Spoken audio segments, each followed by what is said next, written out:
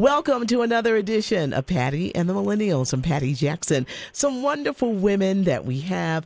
We have a special guest today. Dr. Heather Richards is joining us. We've got Lisa Collins. We've got Latoya Charleston, Tamara Stewart, Troy Barnes, and joining us via the phone, Mina Say What from the Power 99 Morning Show. I'm coming right down your alley, Chocolate Divinity. What makes a good girlfriend? To me, you got your ride or dies. You have the big friend.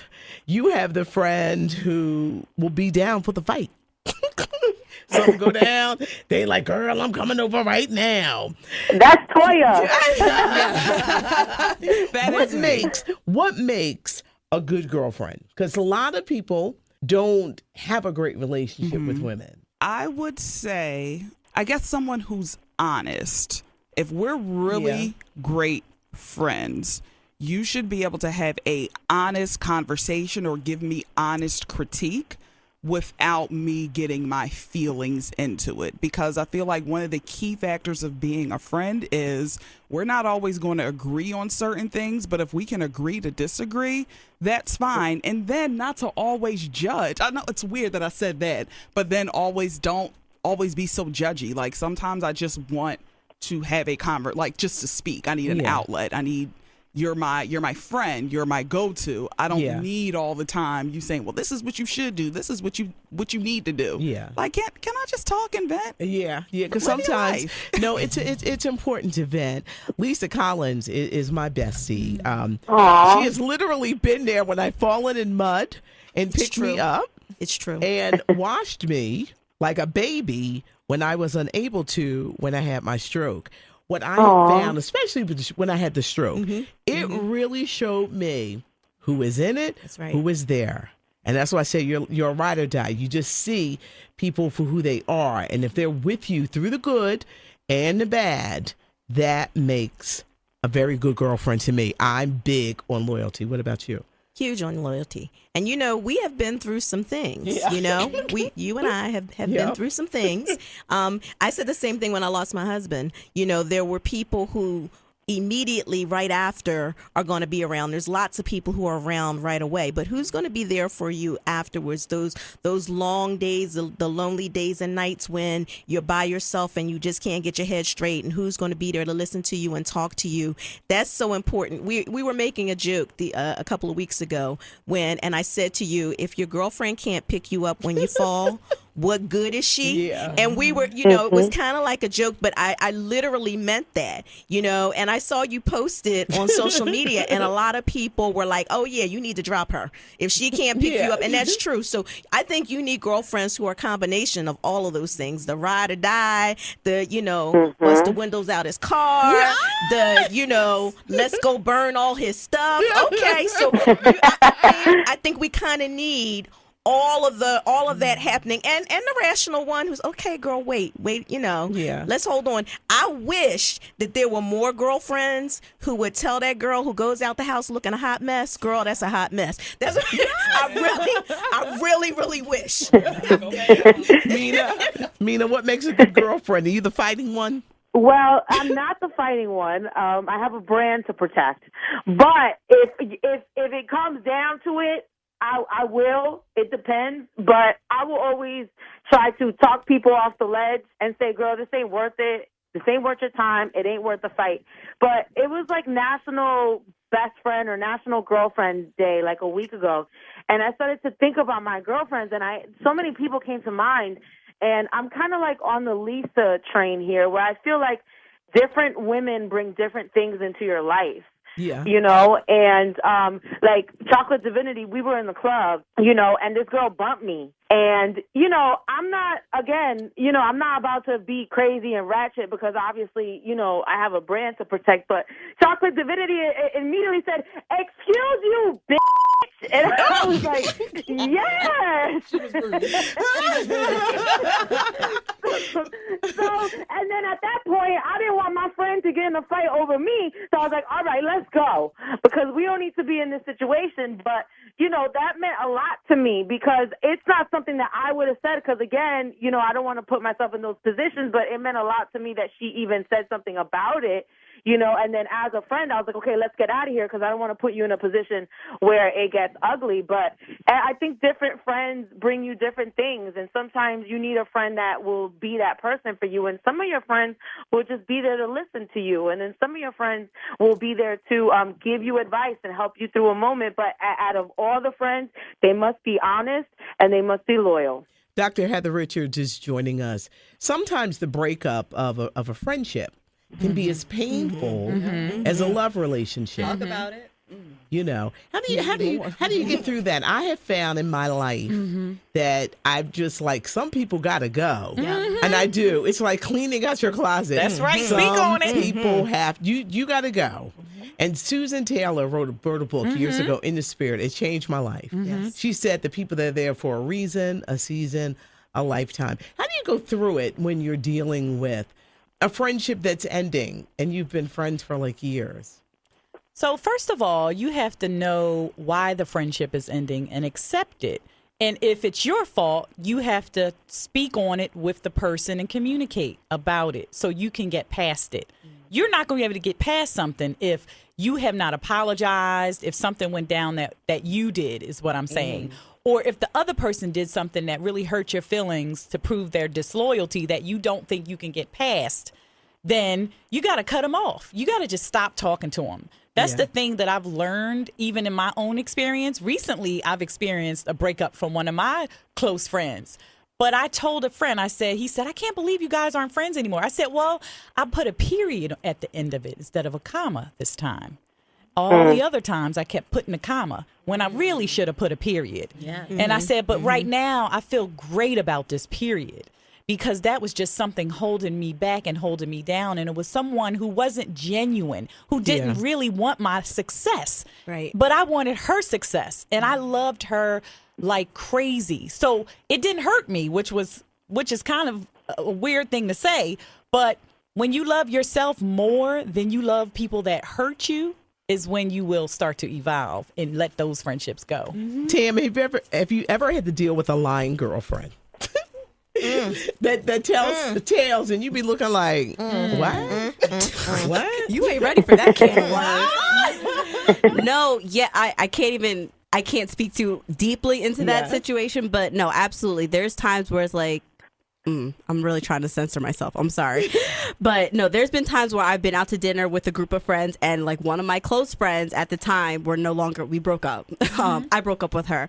But, we were friends. I'm sorry. There's so much in there. But yeah, we were friends at the time, and we went out to dinner, and every single time we go out with a group of friends, she'll talk about her life, and she'll talk about all the ups, and she'll talk about all these amazing things that she's doing. And I'm sitting here, I'm like, no, I know you. And I know these things aren't true. Why are you fluffing it? Who are you fluffing it for? And it's like, I would never call her out in public, but when we would get together, like by ourselves, I'm like, oh, you remember when you said that? Yeah, that wasn't true. And you would have to talk about it. But, from that breakup, I've learned I couldn't get past certain lies. I couldn't get past certain details. There were certain things that I know that you were kind of being like sneaky about. And for that, like, I can't have that in my friendship circle. I need more people that are more truer than that. Troy, have you ever had have you ever had to break up with a girlfriend? Oh yeah, I mean that happens all the time in college. You think this is gonna be your bride. You're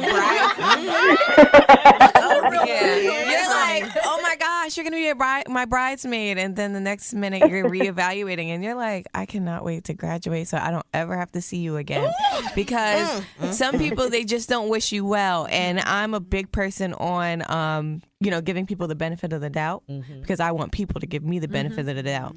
So when you don't give that to me as one of my close friends, that's when I start thinking about you and your character, and what type of person you will be when we are out of college, and when we do have jobs, and when we are don't have enough time for each other and everything like that. And breakups, I mean, they hurt, they suck, but after that it's over and you can see clear, you're like, wow, that was dead weight. If I would have kept that friendship, it would have just brought me down. For everyone that I've had to like X out of my life, it was dead weight, and it was time. And as I got older, because at first it hurt. I had one particular, I let her come back in, and she was still the same. And I said, oh, no, Put a period. You're right. I put a comma. I put a period on it. But you can go through where it will hurt, but some people got to go. Okay, but you know what feels really good? It's just like when you break up with a guy, when they did you wrong and they do it even worse. Yeah. And then like your mutual friends tell you, and be like, I know if we were still friends, she'd be asking me for some corn. Or I know if we were still friends, she'd be going through all this. So, and then it feels good. And you're like, okay, sis. Like, you know. Yes, Petty Troy. I'm like, this is some good tea. But, you know, I would never wish anything bad. But, you know, when you hear a little something, it feels kind of good. Mina, do millennials cherish friendships? We do cherish friendships, but we also don't like fake. I think that millennials have an easier time letting go than you know, someone else. I've noticed my mom has like the same friends, and I'm like, Mom, you got all the same friends. I think that, you know, we just are part of a society where because of the internet, because of the phone, you know, sometimes we don't all the way connect with people, so it's easy to just kind of disconnect. Yeah. But I feel like if someone's a real friend, there's not going to be a disconnect. But I do think millennials we quick to cut somebody off. We have no problem cutting people off. Y'all like to get ghosts, Dr. Heather. I was going to say that might be true too, because in my generation, I have about 8 best friends, right? And 6 of them I have had over 30 years. And we have been as tight as we were when we were 11 and 12.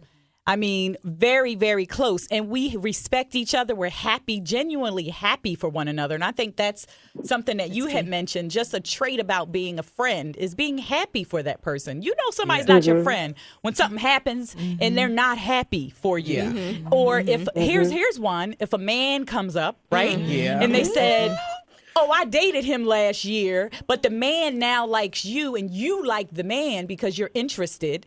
And you say, well, is it okay if I date him? And they say, no.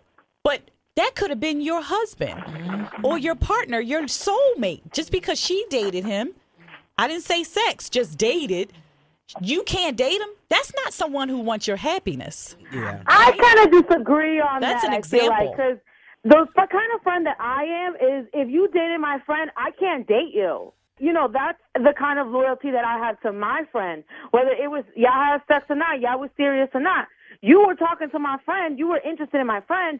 I don't even want to entertain that because, A, if you were interested in her once, you may be interested in her again. That's A. But B, I just feel like, okay, and this might be wrong, but I'm like, now you're my friend's property. You know, like you're part of my friend's list.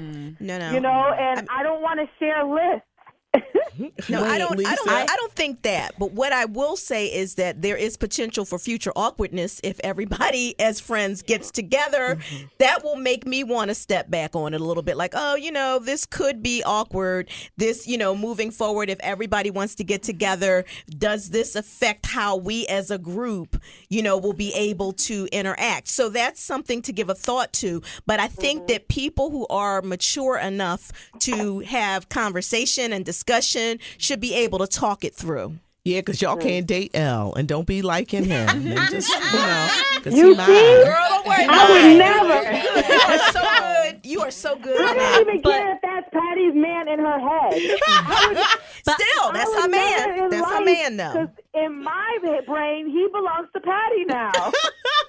But so I think there's 2 sides to that, though, as far as dating somebody else's man that they only dated. They didn't have any sexual relationships. I think it should be approved. I've never been in a situation like that before, but if my girlfriend's talking to this guy and he's just corny, like their chemistry doesn't match at all and she just cut it off, I think that leaves more room. For instance, if the guy started lying to her about things, started doing like really devious stuff, if there was a reason that their relationship didn't work or didn't go into the next level because of a person's character, whether they didn't mesh or they were lying or whatever the case is, I think that is what leads room for somebody to sit there and make that decision, or 2 girlfriends to make that decision. Do you want to talk to him? And if not, why?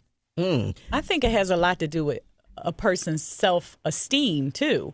Because if there's a potential for a partner for one of my friends to live happily ever after, you can date him. If I dated him, I don't give a darn. You know why? Because I promote your happiness. If we didn't work out because our chemistry was off or whatever the case, if your chemistry is bomb and that's your soulmate, get with him, girl, because I want your happiness. Don't be dating L. Go ahead. But So let me give you the flip side of this, right? So I was dating a guy, and I really liked him, and we never got sexual, but I was very into him, and I'm like, this is the one, whatever, whatever. So then all of a sudden, I find out that he's living with a woman that he didn't tell me, and the woman's his baby mom. So I immediately cut him off. I have not spoke to him. He's the immediate cutoff, right? Now, say, for instance, now he's available. He no longer lives with his baby mom, and now my friend wants to date him. I would feel some type of way because I'm like, this guy is a scumbag. That's how I see him, because if he wasn't a scumbag, he wouldn't be trying to date me, and he lives with his baby mom. And I'm like, I don't want him in my circle. It's not even about, like, you know, like me liking him or not. It's more about you. I feel like we didn't work out because you weren't completely honest about something that you should have been. So to me, I don't want people that are dishonest in my area. So I don't want that man in my area. And if you're my best friend and I've dated him, I feel like you shouldn't even bring that man to my space.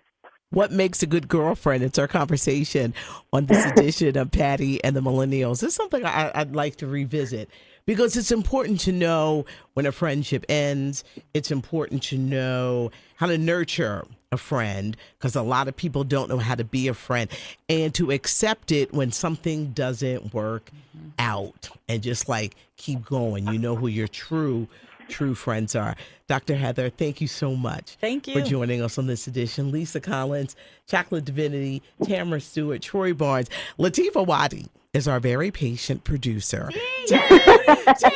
Sorry, Steve. Yes. And Mina Say What? This is Patty and the Millennials. You can find it right here at WDASFM.com.